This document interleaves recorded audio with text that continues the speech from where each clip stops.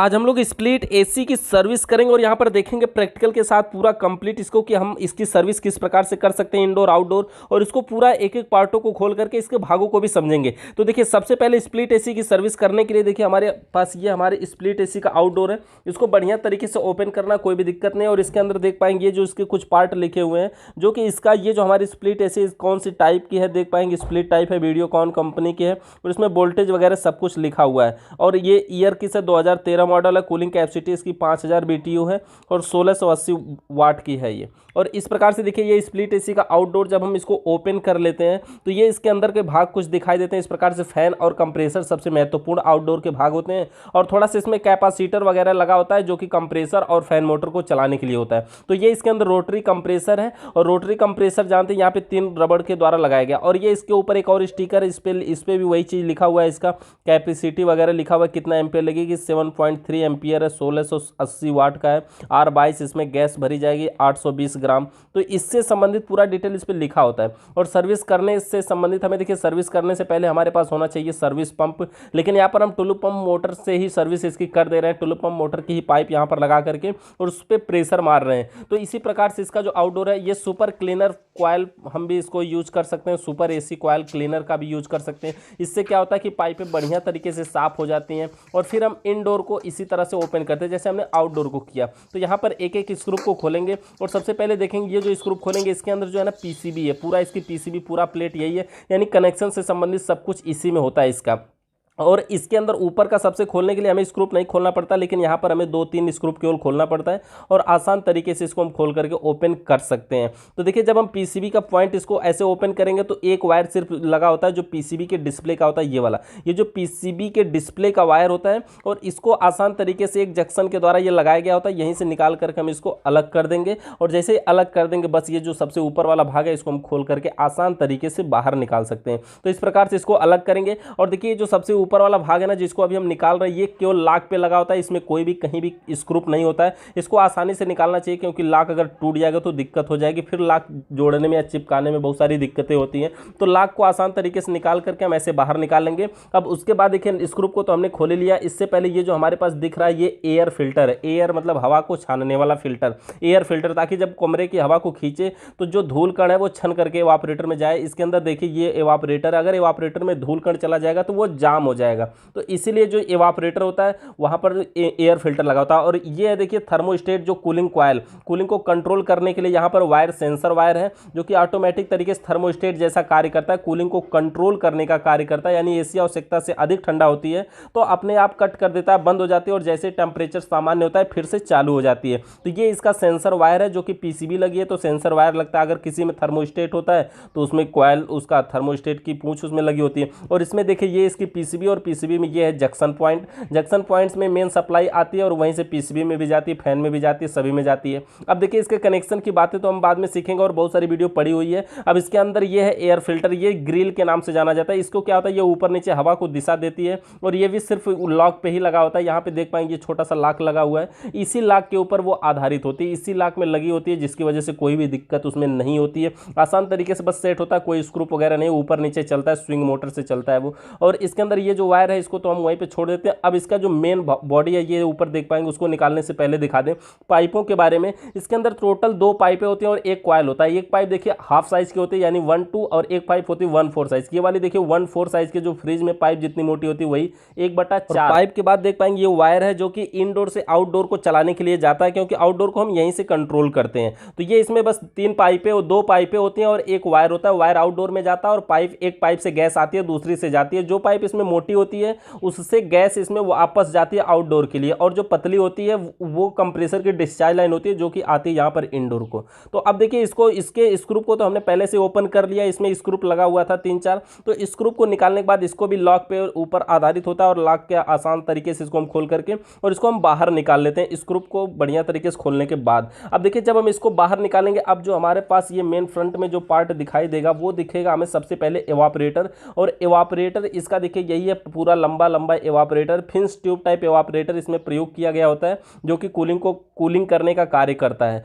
अब एवापोरेटर को हमें यहाँ पर क्लीन करना है, यानी साफ करना है, यानी सर्विस करना है, तो एवापोरेटर में भी धूल मिट्टी होगी, तो इसको भी देखिए हम मोटर का पानी चला करके इसको बढ़िया तरीके से इसको साफ कर देंगे। धुलने का जो काम होता है लगभग हमें 5-10 मिनट तक धुलना चाहिए, बढ़िया तरीके से साफ कर देना चाहिए और बढ़िया से साफ कर देंगे। इसके अंदर कोई भी पार्ट खराब होने का नहीं है, बस पीसीबी का साइड में जो था वही हमें बचाना होगा और इसको हम बढ़िया तरीके से ऐसे ही धुल देंगे। और ये जो पानी में जिसमें हम धुलेंगे, ये क्लीनर अपना वही कॉइल क्लीनर इसमें डाल सकते हैं। डालने के बाद बस इसको आसान तरीके से अगर हम पाइप पे गिरा करके धुलेंगे तो क्या होगा कि वो बढ़िया तरीके से उसके अंदर जहाँ कहीं भी कचरा होगा वो साफ हो जाएगा बढ़िया से। बस पानी को गिराने के बाद लास्ट में फिर से पानी मार देंगे और फिर ये पूरी तरह से साफ हो जाएगा हमारा। तो जब ये हमारा देखिए इनडोर का जो एवापोरेटर है ऐसे बढ़िया तरीके से जब धुल जाए, इसका जो बॉडी वगैरह है सब कुछ हमें धुल देना चाहिए। जैसे देखिए बाइक का सर्विस होता है तो छोटे छोटे उसके मेडगार्ड वगैरह सब कुछ धुले जाते हैं, उसी तरह से इसके भी सभी पार्टों को बढ़िया से धुल दिया जाता है। उसके बाद जैसे था आउटडोर उसको वैसे सेट करेंगे और इनडोर को भी वैसे ही सेट कर देते हैं। तो आउटडोर देखिए जैसे हमने निकाला था वैसे इसके बॉडी को एक एक करके हम इसमें सेट कर देते हैं।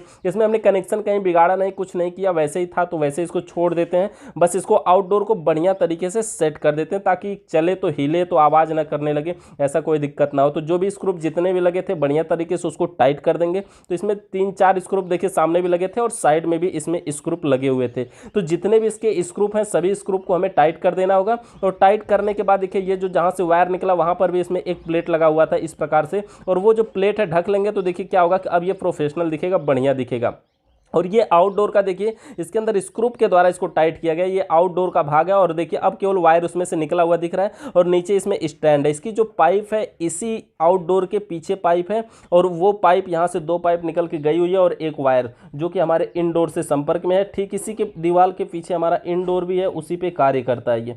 और इस प्रकार से देख पाएंगे इसका स्प्लिट एसी के इनडोर के पार्ट को भी हम क्या करेंगे, इसके कनेक्ट कर देंगे, यानी कि उसको सेट कर देंगे जैसे जैसे हमने निकाला था। सबसे पहले ये मेन पार्ट निकालने लगाएंगे, इसको लगाने के बाद हमें 2-3 स्क्रू भी टाइट करने पड़ेंगे और स्क्रू टाइट करने के बाद हम इसमें क्या करें, इसके ऊपर एयर फिल्टर भी लगाएंगे और एयर फिल्टर के बाद इसका मेन ग्रिल लगाएंगे। तो इसको देखिए लगाते समय में थोड़ी सावधानी बरतनी चाहिए क्योंकि ये जो लॉक पे होता है ना, तो लॉक सीधा सीधा जल्दी से बैठता भी नहीं है और लगा कर इसको ठोक देंगे तो ये टूट भी सकता है। तो टूटना भी नहीं चाहिए, टूट जाएगा तो हिलने लगेगा, दिक्कत होगी। उससे ये कि जब ये चलेगा तो आवाज करेगा। तो इसके ऊपर देखिए हम अपना इसका ये मेन पार्ट लगा करके इसको ऊपर उठा करके छोड़ देंगे, जिसमें ये हमारा पीसीबी भी है। इसका डिस्प्ले का जो पॉइंटर है वो इसी में है, तो इसको ऊपर उठा के छोड़ देंगे और छोड़ने के बाद इसमें सबसे पहले उसको हम कनेक्ट कर देते हैं। चलिए, और कनेक्ट करने के बाद इसमें हम एयर फिल्टर लगाएंगे। एयर फिल्टर मतलब जो हवा को छानने वाला है। तो ये देखिए इसके पीसीबी से हम डिस्प्ले वाले पॉइंट को कनेक्ट कर दे रहे हैं, जिस वायर को हमने खोलते समय निकाला था।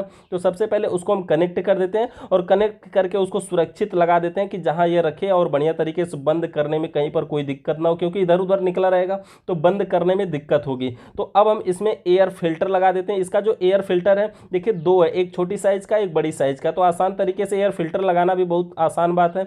इसको आसान तरीके से उसमें डाल करके छोड़ देंगे, कुछ नहीं होता। ये जाली होती है जो हवा को छानने का कार्य करती है, जिससे एवापोरेटर के ऊपर धूल मिट्टी न जा सके। तो एयर फिल्टर लगाने के बाद देखिए ये जो इसका ग्रिल है जो ऊपर नीचे चलता है, जिसको स्विंग मोटर ऊपर नीचे करने का कार्य करता है, उसको भी लगा देते हैं। ये भी कहीं स्क्रू वगैरह पे नहीं होता, ये भी लॉक पर ही आधारित होता है। इसको उल्टा सीधा भी होता है क्योंकि इसका जो ये भाग बना होता है कटा हुआ ना, जिसमें ये जाके फंसता है, तो एक साइड ज्यादा होता है एक साइड कम होता है। तो इसको देख करके आप आसान तरीके से लगा सकते हैं। जैसा ये सेट बैठ जाए और उसके बाद हाथों से घुमा करके 1-2 बार चेक कर लेंगे बस, और उसके बाद ये सबसे ऊपर वाला भाग को हम सेट कर देंगे, बैठा देंगे और ये बढ़िया तरीके से अब देखिए हमारा जो स्प्लिट एसी का इनडोर है ये भी पैक हो। जब ये देखिए पूरी तरह से बैठ जाए, सेट हो जाए, तो अब हमें क्या करना चाहिए, इसको ऑन करेंगे, इसको चालू करके देखेंगे। देखिए इसको ऑन करने के बाद इसका जो टेम्परेचर हमने यहाँ पर 18 पे किया हुआ है, ये मिनिमम 16 तक आता है और मैक्सिमम 30 तक जाता है। तो सबसे पहले देखिए यहाँ पर हमने 18 पे इसको सेट किया। 18 पे कूलिंग अच्छी होती है। इसको हमें आधा घंटा तक चला करके चेक कर लेना चाहिए कि बढ़िया कूलिंग कर रहा है कि नहीं कर रहा। और चेक करने के लिए हम क्या करेंगे, दरवाजे वगैरह को बंद कर देंगे और उसके बाद हम इसको आधा घंटा तक ऐसे ही चलने देंगे। और आधा घंटा चलने के बाद लगभग देखेंगे पूरे रूम में कूलिंग कितना हुई है, बढ़िया कूलिंग हो रही है कि नहीं हो रही। नहीं हो रही है, होने का कारण यही हो सकता है कि आप बढ़िया से साफ नहीं किए होंगे। तो इसको हम बढ़िया तरीके से साफ कर देंगे तो कूलिंग इसमें बढ़िया आएगी, बढ़िया एकदम बेटर नंबर 1 की कूलिंग आएगी। और इसका जो टेम्परेचर देख पाएंगे 18 पे सेट है और ये स्प्लिट एसी ऑन है, इस समय चल रही है, कार्य कर रही है। तो इसी प्रकार से स्प्लिट एसी की सर्विस हम कर सकते हैं। और एसी हमारी बढ़िया तरीके से कार्य करने लगेगी। किसी प्रकार का सवाल या सुझाव है तो नीचे कमेंट करके बताइएगा। चलिए हम इसके आउटडोर को भी बढ़िया तरीके से आपको दिखा देते हैं कि किस प्रकार से इसके अंदर स्टैंड लगा है, कैसे हम इसकी फिटिंग किए हुए हैं वो भी दिखा देते हैं आपको। तो देखिए स्प्लिट एसी ये कूलिंग करने का जो समय ये आधा घंटा मैक्सिमम आप टाइम करके इसको देख सकते हैं कि उतने देर में ये कूलिंग कर रही है, बढ़िया कूलिंग इसमें से आ रही है या नहीं आ रही है। इसका जो रिमोट है यहाँ पर भी देख सकते हैं, रिमोट में भी टेम्परेचर इसमें 18 किया हुआ है। और इसका जो आउटडोर की फिटिंग है देख पाएंगे, ये नीचे स्टैंड लगा हुआ है किस प्रकार से, बस नॉर्मल स्टैंड लगा करके और इसको सेट किया गया है। तो इसी प्रकार से इसकी फिटिंग भी होती है आउटडोर की, और इनडोर की जो सेटिंग है, जो फिटिंग है वो तो बिल्कुल ही बढ़िया से हो जाती है। कोई भी